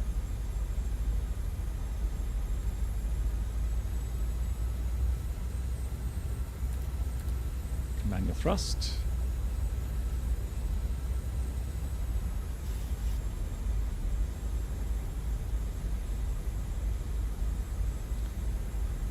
And then we should be 3 miles from the runway, 4,164. No, hang on, that can't be right. 48 at Cocklow, first of all. There we go. Yeah, that's to Cocklow, not to the runway.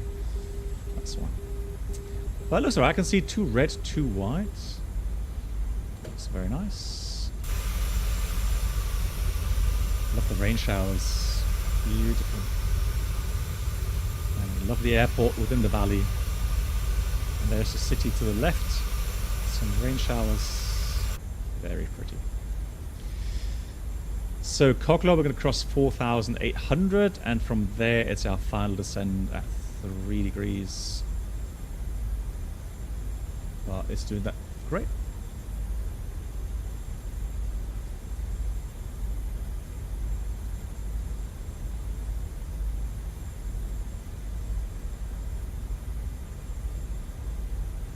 Okay, 3 white, 1 red.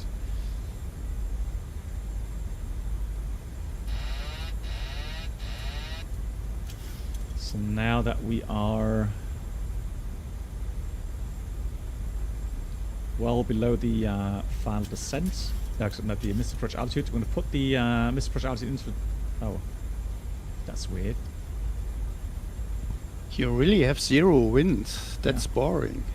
Yeah, but again, I'm on live weather. I have no idea what's going wrong there. Hmm.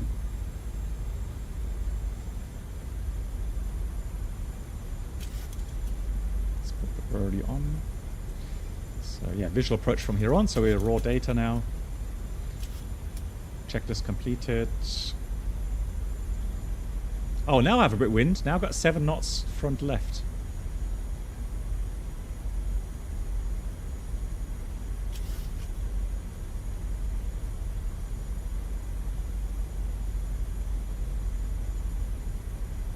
Yeah, but Jeremiah was correct. Now it's picking up. Now it's got 12 knots.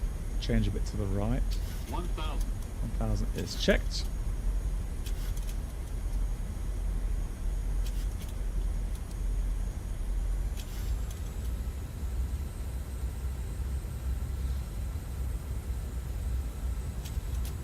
But obviously nothing as bad as MAN reported, so now it's shifting a bit back to the left. So what I'm trying to do now, well, I'm going to try to maintain speed, but also I'm trying to maintain that position of the touchdown zone in the right place in the window.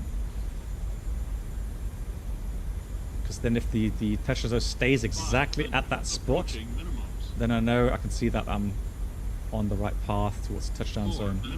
There we go. So now I'm going to try to get a nice... So now I'm trying to arrest that picture. Trying to get not too high, not too low. Speed's checked. 200.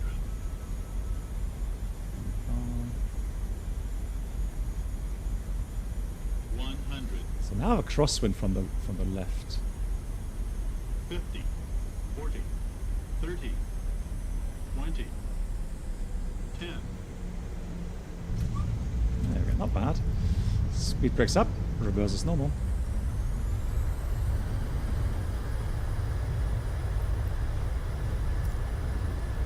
Look at the difference in the... So, manual brakes. That is definitely better regarding a correct landing rate.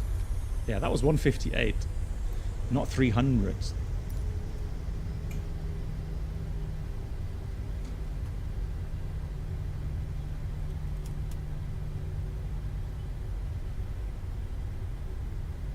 It's always nice to have a lot of landing rate tools, so you can always choose this one with the best landing rate.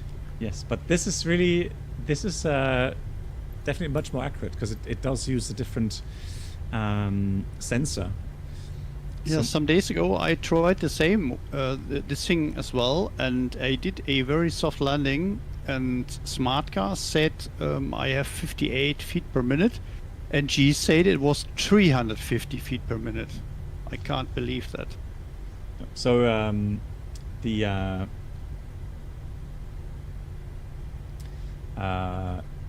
smart cars said it's touchdown minus 268.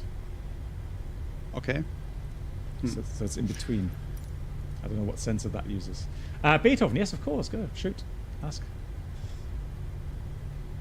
Problem of all these things is they don't take in account that the runway can descend or climbing, and so you can have a much better or much worse landing rate. That's true.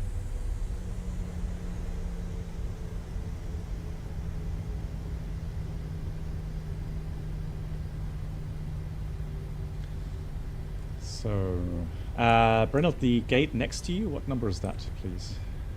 Oh, I can't say it. Here is no number for me. So, parking.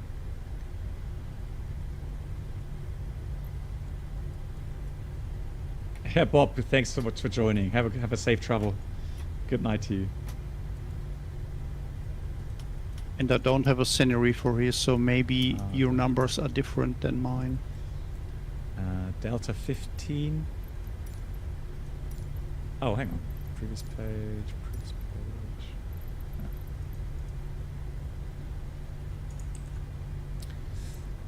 Gate.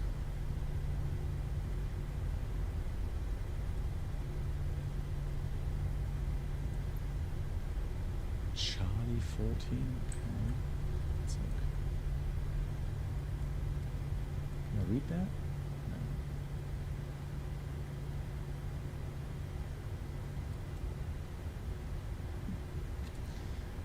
We'll find something. Hold on. Park wherever you like. So there we got C14. There we go. Let's go C14.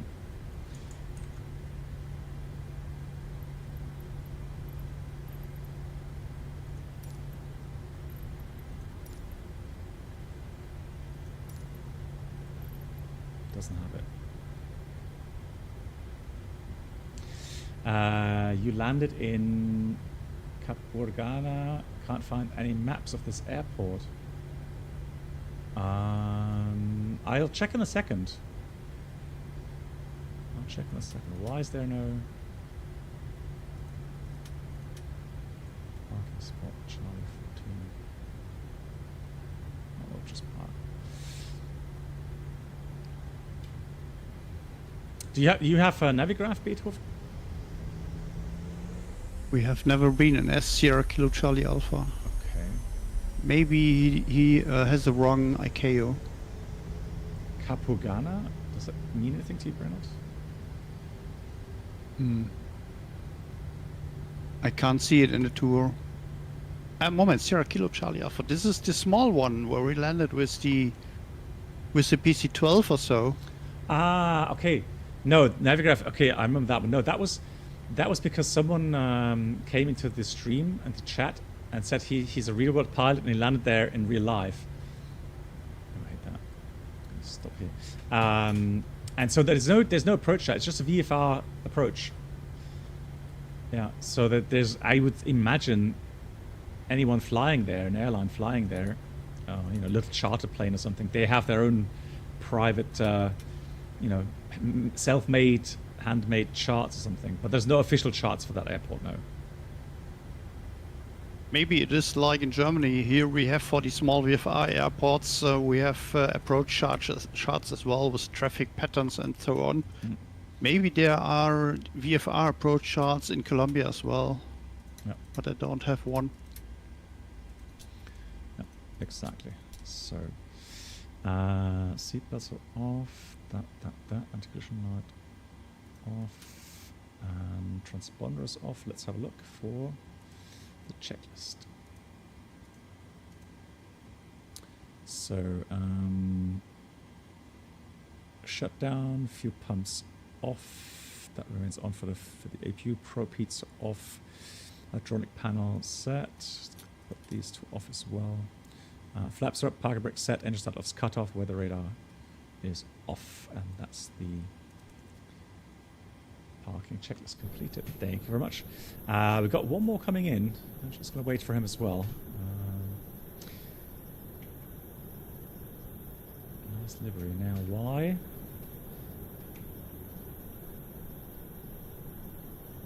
So Charlie 14. I have no idea. It says 14 Charlie. Operate checkways. Let's do that. Oh, there we go. That's fine.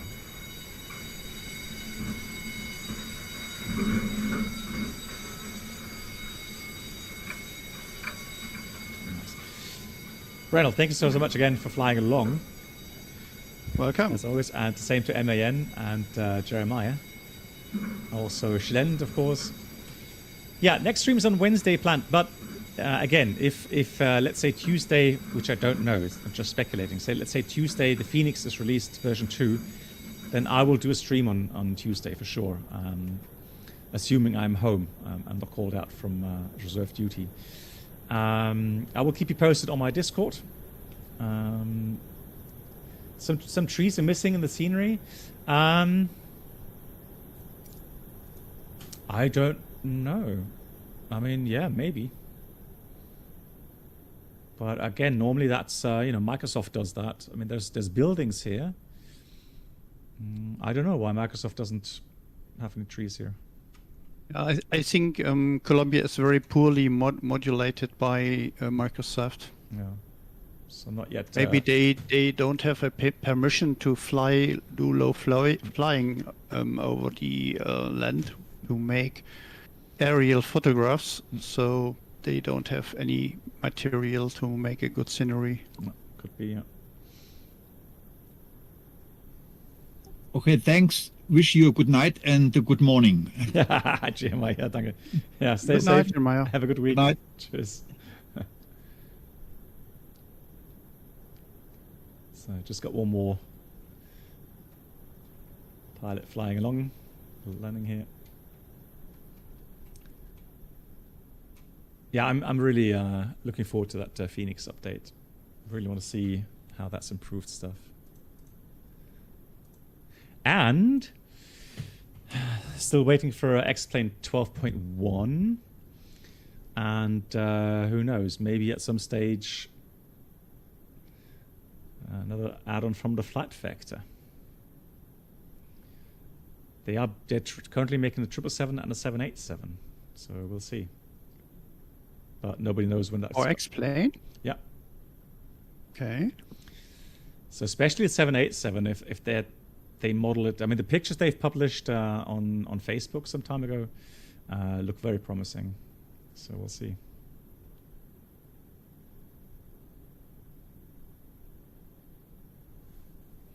I would finally like to have a A350. Yeah. The thing is, though, I mean, they have one in... Is it also Flight Vector, right? But that's not really well made. But I heard someone is making a 350 for MSFS. Okay. I think it is Horizon or so. I don't know. Well, they're making a 380 now at the moment. Yeah, they make both 380 and 350 because I think the cockpit is almost identical. Yeah, the Indy builds are. Indy builds, yeah, Indy builds, right? Oh, okay, yes, nice. Indy builds. Yeah. No, Blanche, I don't know. I'm not. I'm not in the Phoenix testing team. I think I've absolutely zero idea when exactly it's coming out. I'm surprised that it hasn't released by now.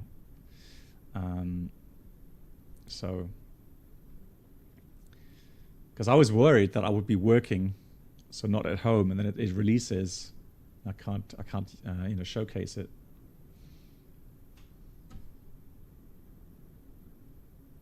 But when is Sim Update 15 coming out?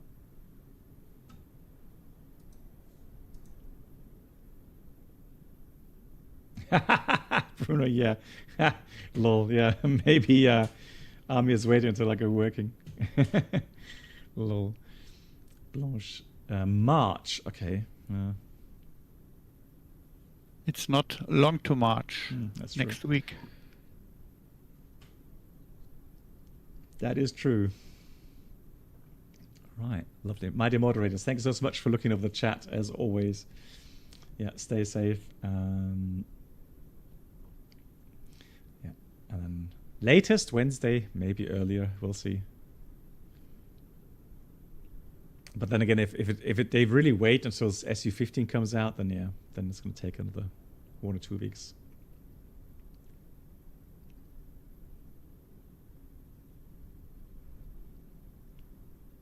Yeah, Nanook, good night. 350 on Thursday, seriously? No, on a Thursday. Ah, okay. But not this Thursday. Thank you much, Gillian, for flying along. Yeah, sleep well. See you soon. Thanks a lot. Good night.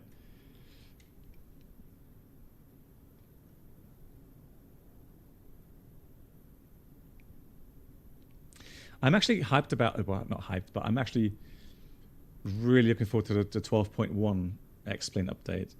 So if they've really improved the performance, so the CPU usage, visuals improved,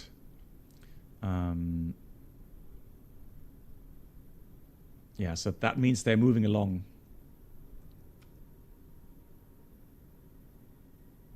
Oh, okay, so it's a running gag. So whenever somebody asks when something is released, it's Thursday.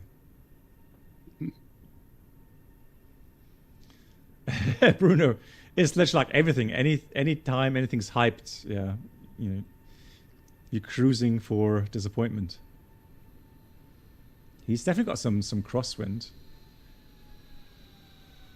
Oh, very nice. Nice landing, center line and soft. Yeah. That's how you do it.